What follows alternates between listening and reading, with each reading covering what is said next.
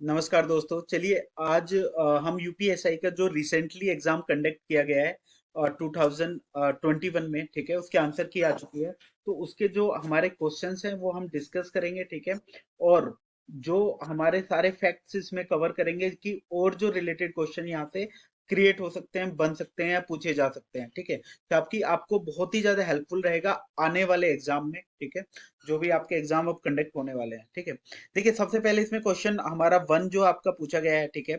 ये पूछ रहा है कि आपका part fourth of the Indian constitution deals with, ठीक है, जो हमारा संविधान का भाग फोर्थ है, ठीक है, फोर्थ ए की बात कर रहा है, ठीक है, 4A की बात कर रहा है वो। तो वो किससे डील करता है, ठीक है, किससे संबंधित है, ठीक है।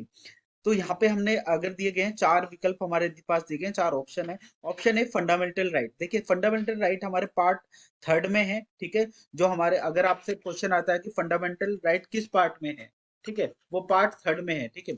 सेकंड ऑप्शन है डायरेक्टिव प्रिंसिपल और स्टेट पॉलिसी, ठीक है, राज्य के नीति निर्देशक तत्व, ठीक है। फंडामेंटल राइट हमारे मौलिक अधिकार होते हैं, ठीक है। तो राज्य के नीति निर्देशक तत्व हमारे हैं पार्ट फोर्थ में, इसे बोलते हैं directive principle of state policy, ठीक है। तो हमें फोर्थ ए की बात कर रहा है, तो फोर्थ ए में आ जाते हैं हमारी फंडामेंटल ड्यूटीज, ठीक है। और जो सिटीजनशिप आपसे पूछता है कि किस पार्ट में है, सिटीजनशिप है आपका पार्ट हमारा सेकंड में, जिसमें आर्टिकल 5 to 11 है, ठीक है। तो हमारे पार्ट सिटीजनशिप का ये हो गया। अब देखिए जो हमारी फंडामेंटल ड्यूटीज थी, वो हमारा जो कॉन्सेप्ट है, ये क्वेश्चन आपसे कई बार एग्जाम में आया है कि कहाँ से लिया गया है। तो ये हमने लिया था यूएसएसआर से, ठीक है, जो करेंटली हम रशिया बोलते हैं। तो वहां के कॉन्स्टिट्यूशन से हमने ये लिया था, ठीक है। और ये हमने अडॉप्ट किया था 42nd अमेंडमेंट एक्ट 1976, ठीक है। और इनिशियली हमने 10 फंडामेंटल ड्यूटीज ऐड की थी इंडियन कॉन्स्टिट्यूशन में। उसके बाद जो 11वीं, अभी टोटल हमारे 11 फंडामेंटल ड्यूटीज हैं, जो कि हमारी 11th वाली जो फंडामेंटल ड्यूटीज थी वो 86 अमेंडमेंट एक्ट 2002 में हमारी ऐड की गई थी, ठीक है।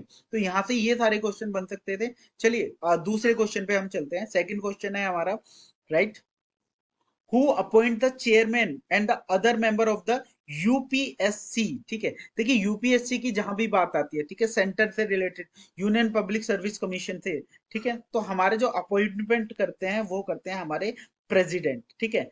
प्रेसिडेंट जो कि हमारे करंटली है रामनाथ कोविंद, ठीक है। हम जानते हैं हमारे करंट प्रेसिडेंट है रामनाथ कोविंद, ठीक है। तो ये करते हैं, जो हमारे अपॉइंट करते हैं chairman other member of the UPSC.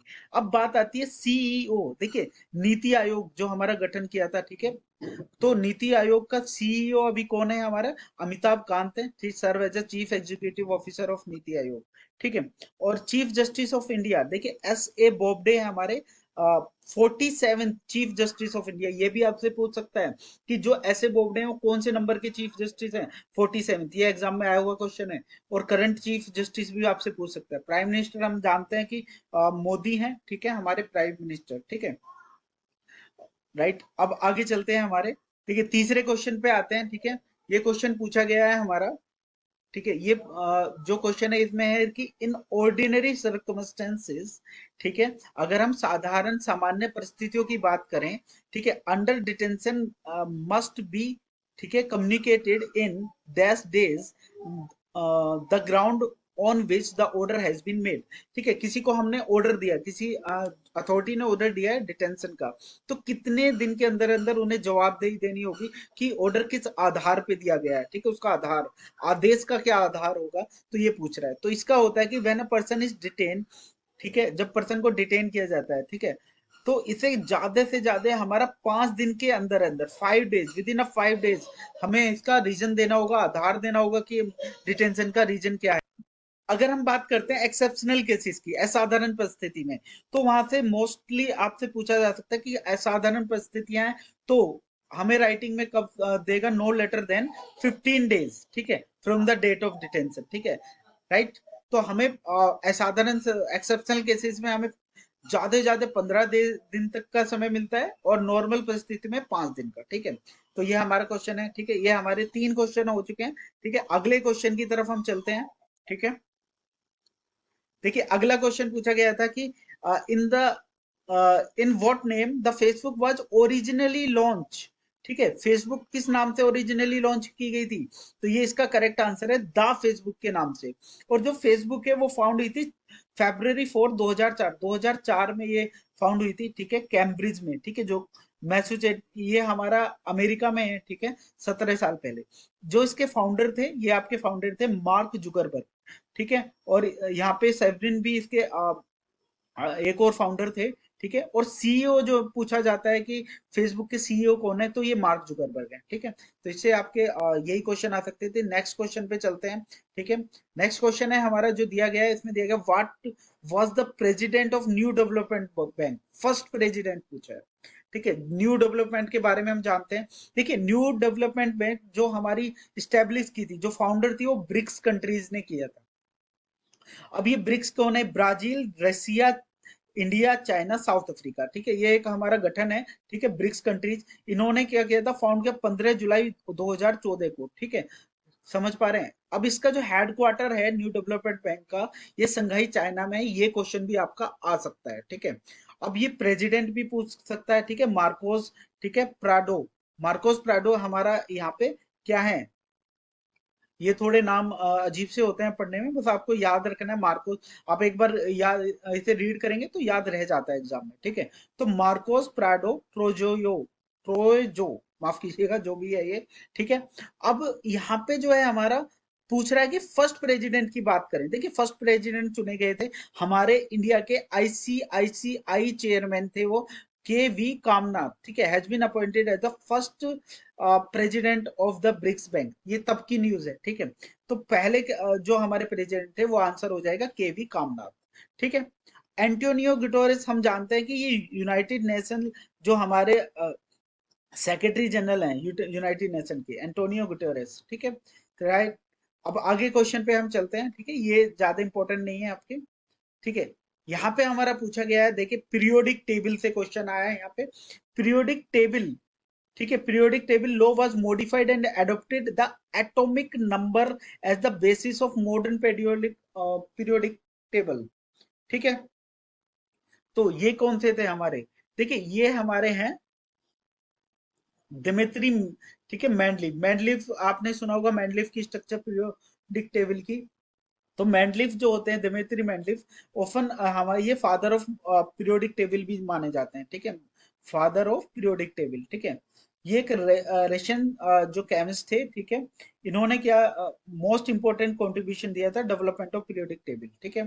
चलिए, यहाँ से आगे चलते हैं। ये पूछा गया था आपका, नेक्स्ट क्वेश्चन आपसे पूछा गया था, union public service commission UPSC serves all or any of the need of the state request of, ठीक है।